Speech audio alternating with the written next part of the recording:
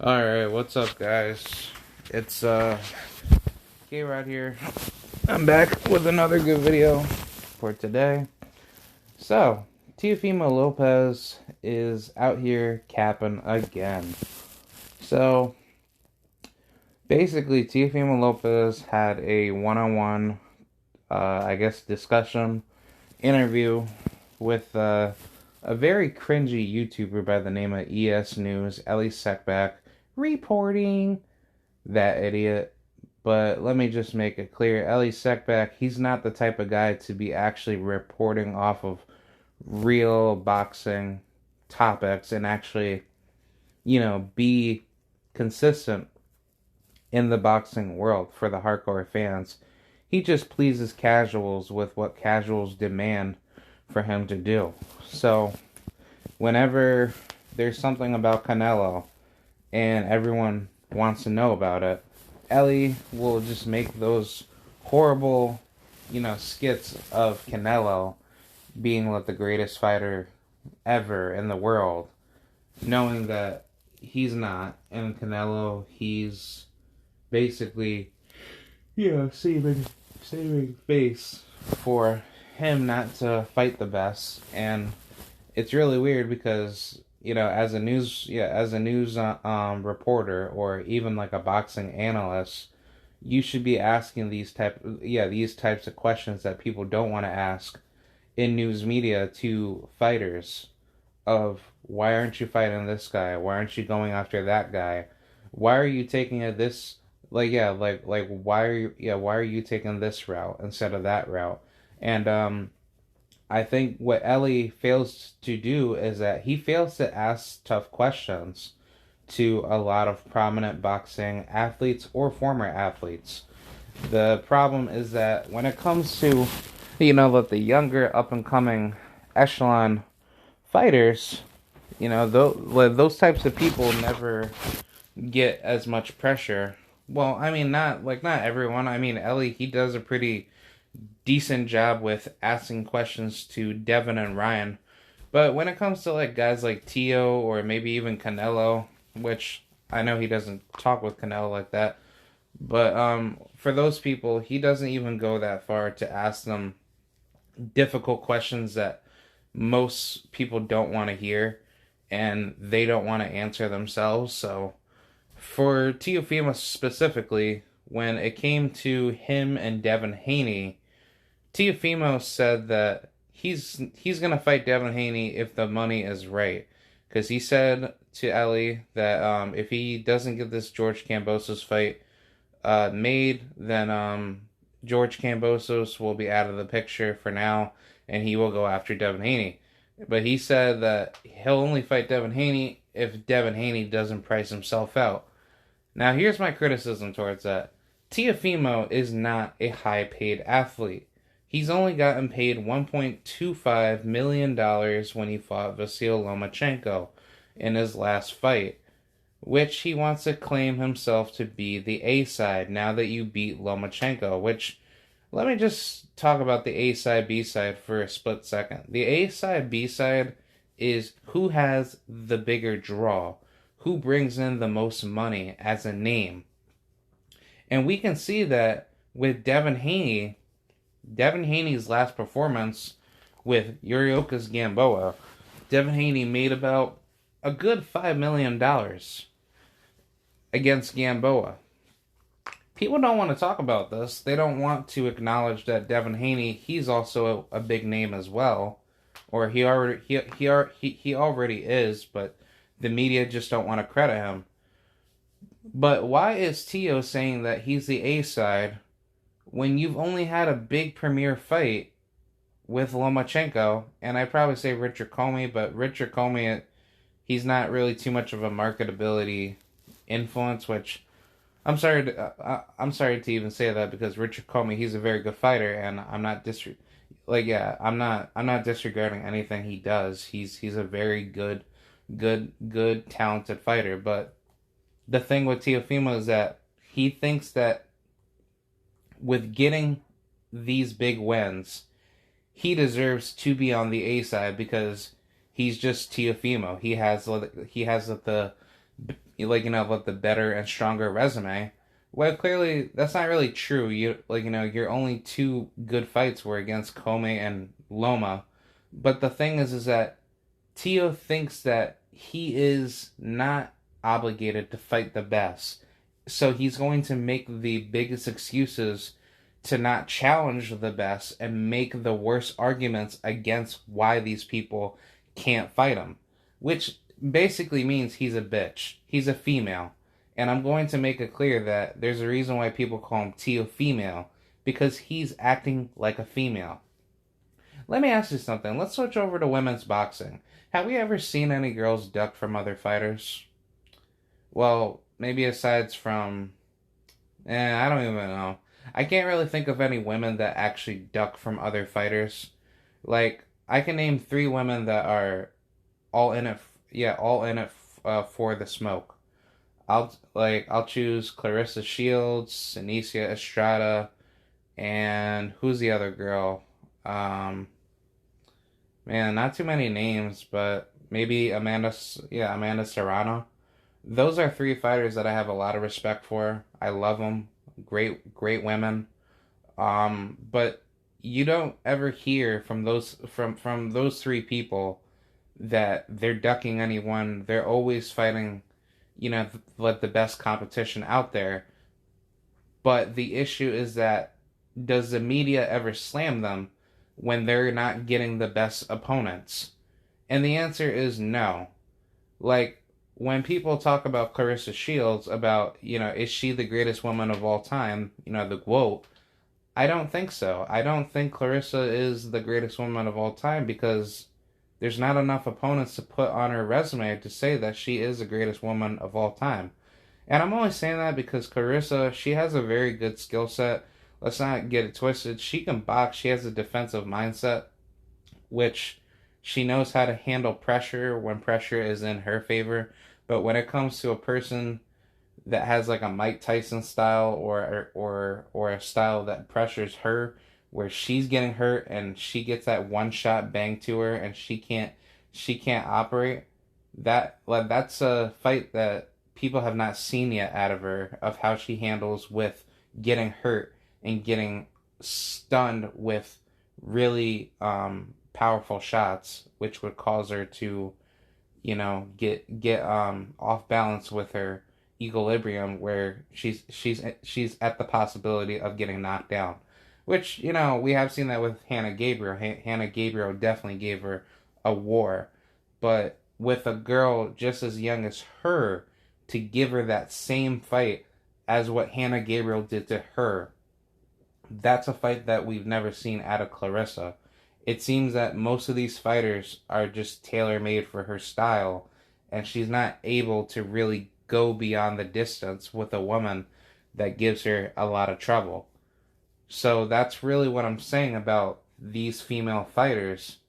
They don't ever get criticized about their resume because, one, women's boxing is a small populated market of fighters.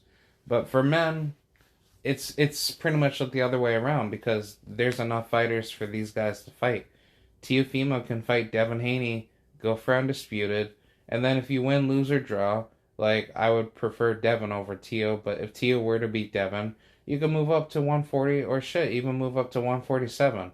I mean, honestly, I would just like Teo to just fight everyone out of 135, so once you get undisputed, then you go after Tank Davis, you go after Ryan Garcia, and you probably go after maybe, I don't know. I say after that, like didn't you clean up everybody? Like, I'm just making up a possible rough draft of, like a what if saga if Tio were to be successful in dominating 135. Oh yeah, he could also fight Shakur Stevenson, but Shakur is at 130, so I don't think he wants to wait for him. Well, yeah, I would say Tio, he would bump up to 140 and.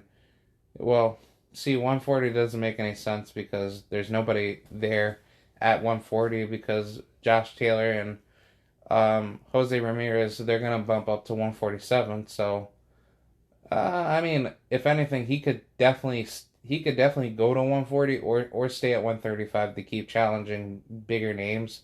I would just say maybe stay at 135, Because going up to 140, you don't want to be effing with Regis Prograis, um, Subriel Matias, Kent Cruz, who's on the come up.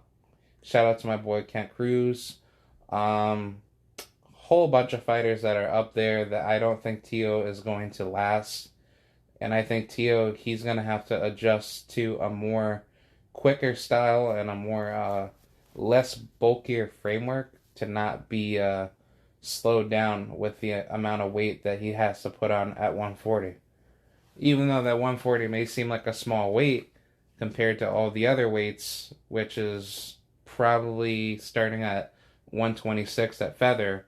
No, 140 is definitely like it's like the subpar division of 147 where guys are big, but they are going to get bigger moving up to a 147. If not, probably as high as 160 or 168, depending on the growth spurt of that fighter. So for Teofimo saying that he'll fight Devin as long as he doesn't price himself out, let me ask Teo, how the hell is Devin pricing himself out when he's already getting paid a lot of money for his fights? So Devin got paid at least $5 million against Gamboa. You got paid $1.25 million. So therefore, who's like the A side in this equation? I think the A side is more like Devin Haney's getting paid more than you, and you shouldn't even you shouldn't even be talking about who's gonna overprice who, because Devin, he just wants to fight. And that's what I like about Devin, because Devin, he's bringing boxing back to its, lineal roots, to make fighters fight each other regardless of what the pay is. And I think that's what the sport really needs, but also, I would also want to innovate for the sport that there should be fight leagues in boxing. Not something like what you see at a World Combat League sports with Chuck Norris. Not all that crazy nonsense. I want to see actual fight league networks where you join a network and you're part of that network's team. Similar in the sense of like the NBA D League. It's just like the fact that there's no team management within the team itself. It's more to be a free agency team. So if you're with, like the LDBC, I'm just making that, I'm just making that team up. So, it would probably be in a form of a club in a way. So that way you could just get your name out there. So that way it's promoting everywhere in the world. So, with the Lions Den Boxing Community Club or the Lions Den Boxing Club versus from the Gator Boxing Club, they could fight it out. They could send their fighters to fight each other. And mind you, these networks are voluntarily trading fighters to fight each other, but they're not owning the fighter. The fighter is their own boss. So fighters can choose to fight any guy from any different network. And I'm just leaving out promoters out of the equation of boxing. You could have promoters sponsor a fight, but promoters in boxing are totally done. In my vision, promoters need to stop controlling fighters in boxing. The fighter is the promoter, and the promoter is the co-sponsor of that fighter, because that's what the promoter is supposed to do. That's the economic variable that needs to be implemented as that role to help that fighter grow as a entrepreneur or whatever type of character that they want to be in for the sport of boxing. But even if you had fight leagues similar to the UFC, where you had one face, one name for every belt division, that would be awesome. Because if you just kept it with the WBC, I would get rid of the WBC. Replace it with the World Boxing International, WBI, or International Boxing Firm, or International Boxing Commission. I don't know. Replace the WBC with, I don't know, with the World Boxing Lessons. Yeah, just call it WBL boxing belt, and then you keep the WBO, WBA, and the IBF. Those are all 4 belts. You have an interim and you have a champion, one face, one name, and then you have your mandatories, and boom. That like, that's how it should be for having these title belt commissions. There shouldn't be all these crazy amount of belts in boxing just a boost up like your name into the rankings. That should be like the job of the promoter and the networks to work together to get your name out there automatically as soon as you start fighting and you start winning or losing depending on the marketability and the stock of your fight. But on top of that, there needs to be more freedom in the sense of picking and choosing what the fight should be based upon. And I guess when it comes to the contractual level of fighters, quote unquote, pricing themselves out, there should be at least a market cap on what can be afforded based on what the network and the promoters can come together to make the fight happen. Because that's why that I don't like promoters. Promoters are all responsible for setting up the event with the network itself, i.e. Eddie Hearn, who does own DAZN because he is the founder of DAZN, but he still has to work with Matchroom Boxing in order to get the fights made and matchmake with the fighters that are going to go up against each other. But if Eddie Hearn and DAZN with Matchroom Boxing, is trying to compete with other, I guess boxing firms, right? With like other promotional companies like Top Rank or PBC or Star Boxing or whatever. That's a lot harder because the promoters are in the way preventing those fights from happening. Versus it should just be it should just be a consensual mutual agreement between both teams to let this fight happen. That's basically what I'm trying to say. It should be a pure market anarchy in the sense of if Teofimo Lopez wants to fight Devin Haney, if Team Haney agrees to this fight, there's going to be, whatever term sheet and contract stipulations that are in the favor of both teams, boom, put it down there and have the networks take over the fight and have the promoters co-sponsor the fight on top of bringing other co-sponsor businesses to support the fight easier, because that's what the sport needs. It just needs like a better marketability system where you have the control of the fighters with their team deciding if they want to take the fight or not, versus some manager controlling the fight that makes it harder for the fighter to choose where they want to go. It's the fighters that should be in control of what they want to do. And granted, I'm not saying that you shouldn't have managers out of your own team. You want to make sure what's being sent to you in the contract is something that you want to agree to on the dotted line to make yourself marketable in the sport of boxing, and making sure that you make good choices in the sport of boxing.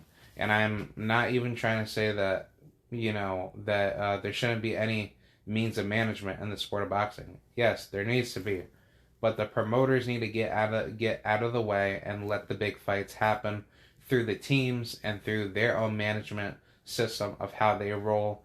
And then it's all easier to just have the fights made regardless of where you're fighting from or what network you're fighting on. The networks should just allow the fights to be posted everywhere, because it's all going to benefit everyone and everyone's going to get paid.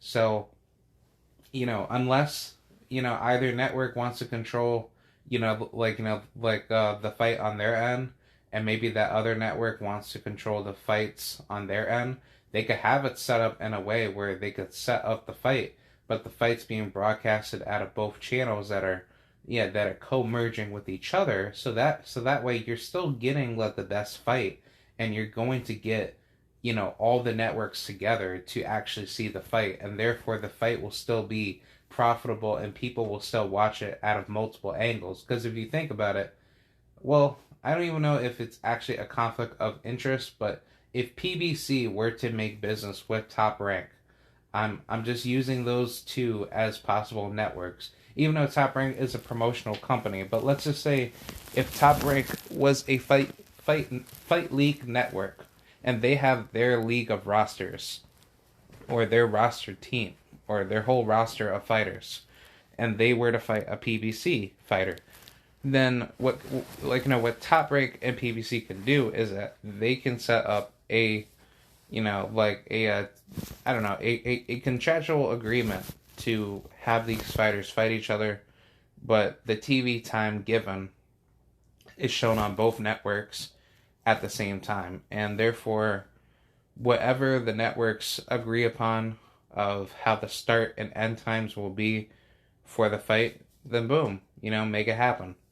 Because at the same time, you're still going to get a lot of viewership coming from Top Rank, and then PBC will get a crap load of viewers.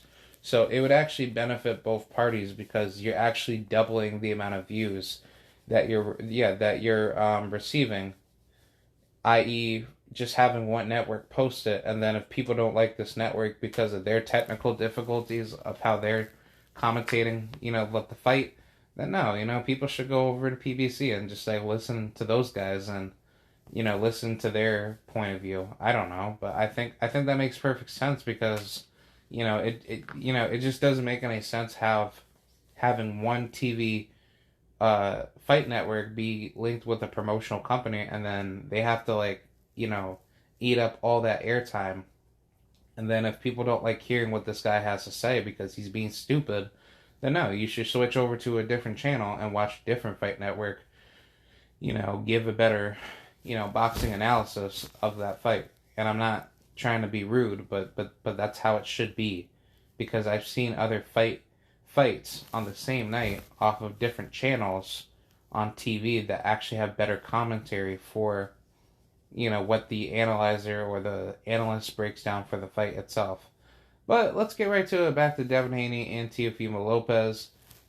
Teofimo Lopez wants to say Devin Haney better not price himself out if they were to fight next, if Kambosos doesn't come through. And my last comments against this is that Teofimo Lopez is the one that will price himself out because Devin Haney already makes way more money than Teo. But Devin just wants to fight. He doesn't want Teo to be making up all these excuses to not fight him anymore because we already know what Teo is about. Teo is not the type of character that wants the smoke. Teo will make any means necessary to prevent a really good fight with Devin unless it doesn't favor him, or unless it favors Teo in the sense of he can take advantage of the issue. But from my perception, it seems that Teo, he's really trying to make a lot of excuses and not fighting Devin. And I would really hope he does not do that to Devin Haney because he calls himself, the takeover, but it seems like you're going from the takeover to taking parts. That's why some people like Aki TV have called him the changeover, or I would call him the fake over because he's being fake and taking over his division to solidify his own legacy. So that's why I don't like Teofimo, because Teofimo, he's basically going the Canelo Alvarez route where he does not want to fight the best. He just wants to fight people that suits his style, so he knows he can win the fight and he could somehow make himself a lot better. And even if it was a tougher fight, he doesn't want to fight on the terms of what those guys are going to offer to him, because he's going to make it harder in the contractual negotiations to try to get this fight made. And I don't know how much money Teo needs, but just fight these guys. Quit making up the worst excuses ever not to fight these guys, and just say what you said that you were going to do to these guys. You said that you're going to knock out Gervonta Davis. You're going to knock out Ryan Garcia. You're going to knock out Devin Haney. You're going to knock out all these names that you think that they're not that good. Teo, just effing fight them. If you think you are better than every single one of those guys, go for it. I don't give a shit, Teo. I know what you're planning to do, and it's not working. You're trying to make up all this drama to say that these guys are ducking you and they don't want to fight you, but Teo, you're not that interesting. when Lomachenko, yeah, when Lomachenko stepped it up against you from round 8 to like round 11, you were damn near struggling. You were almost getting gassed out and you could have gotten KO'd. But good enough that you made the adjustments in round 12 and you almost knocked out Lomachenko. But to make this simple and easy, no one is taking you seriously because people know out of the lightweight division that you're not that big of a threat yet. And until you show why you are a threat at 135, you just need to fight all of your contemporaries. That's all that I want to see. I think personally Gervonta will knock your ass out at 135. I think Gervonta would obliterate Teofimo. I think Ryan Garcia could have the ability to beat Teo. I think Devin Haney would school the shit out of you, if not stop you. If Teo were to fight Devin next. But for Teo to make up all this retarded drama as if he's not going to fight these guys without a special occasion to it, which it seems that it's more to do with the money and the contract negotiations and making sure that this fight gets made and on his terms. It seems that Teo's going to find any way possible to make it harder for these fights to be made. And I think it's because Teo, he doesn't want to have his legacy tarnished. He doesn't want to be that type of guy where he knows, hey, look, if Devin beats the living crap out of me, if not, schools him or schools me where I can't do anything but be embarrassed by Devin, then it's over.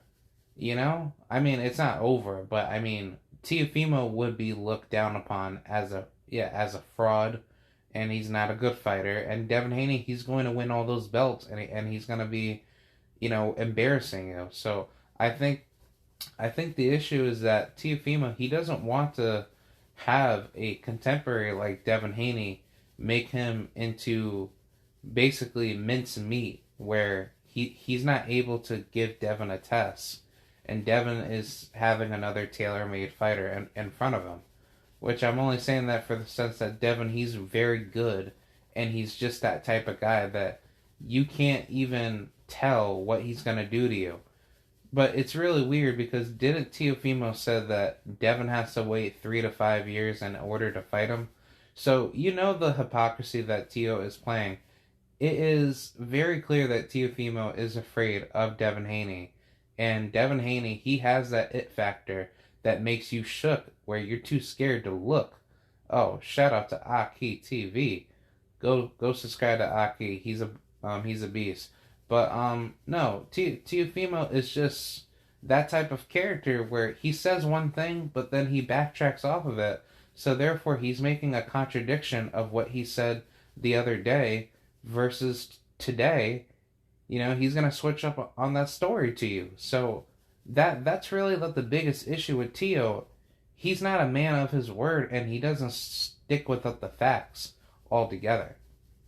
See now, if I were Teofimo Lopez, I think he should take the Devin Haney fight. I think that if Teofimo wants to keep his reputation high before the walls start closing in, before he starts losing his own fans and losing his own money, if he tries to cherry pick any fighters, especially in 2020, you should not really be doing that, especially when there's a lot more technology around.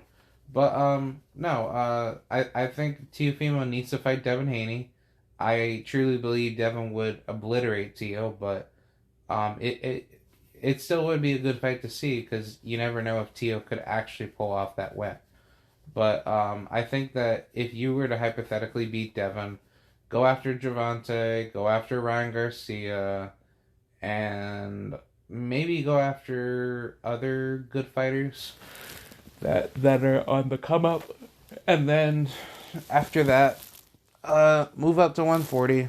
Try to fight some good names up there. Maybe fight Regis Prograis.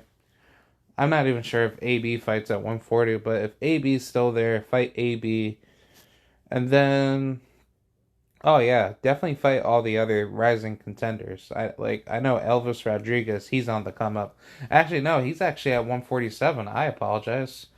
But No, they're still really good names there. He could fight Subriel Matias. He could fight, uh, man, just a whole bunch of really good names. Jose Zapata, Ivan Baranchik, which I think Baranchik would throttle him, but that would be a very good fight. Just a lot of good names, man. But it's really weird how Tio thinks he's gonna get the Jose Ramirez or Josh Taylor fight because both of them are moving up to 147, where they're gonna be facing Terrence Crawford. I think Crawford's gonna have to fight either one of those guys, Ramirez or Taylor, which that's gonna be a 50-50 fight for Crawford. Or Crawford's gonna have to fight Sean Porter. I think Sean Porter's gonna be next on top of having Jerron Boots Ennis that will be right behind Porter as well. I'm actually really happy for Jerron. He's my homie, man. I just wish that Chris Van Heerden idiot didn't cut himself, with that bullshit headbutt that turned into a no decision, no contest. But hopefully we get to see Teofimo Lopez make those moves because I really don't like Teofimo Lopez, but I do want to see the best come out of him and see him fight all of his contemporaries and stop being the biggest pussy in boxing. If you start doing that, then I'll definitely have respect for you. I don't have respect for Tio after what he said to Deontay Wilder, calling him a bitch. But I'm just gonna make it clear, like you just don't say that to one of the greatest boxers in the world, especially a guy like Deontay, which people would call him a bum, knowing that Deontay, he has fucking 41 knockouts out of 42 fights. So I don't care either way. You're just not going to get away with that bullshit to call Deontay a bitch because I guarantee you, if Deontay was standing right in front of you, he will crack your fucking skull faster than you can call yourself Teofimo Lopez because that's how insane Deontay would probably get towards Tio if Tio were to take it to that level to call him a bitch, if not even go further, probably make fun of him, probably even pull off like a race bait, racist card to him. But I just think Tio, after what I've heard from him lately, he's just not that type of character where I was like, okay, this guy, he's not very outspoken, but I would assume his maturity would get to him where he has to be a lot more humble and caregiving to certain people that he has to run into, but he doesn't think about that. He's not humble for the sport of boxing. He just cares about himself, and he more so has this very demonic hatred towards people that he doesn't like. And then when it comes to bigger names in the sport, you don't, give credit where credit is due for that fighter, but you don't look into the facts of where those fighters are struggling with their lives. And that's why Teofimo is such a cocky piece of crap person after what he said to Deontay, because Deontay, he made a good point on Brian Custer's Live. It's all fun and games till someone does it to you, aka cheating.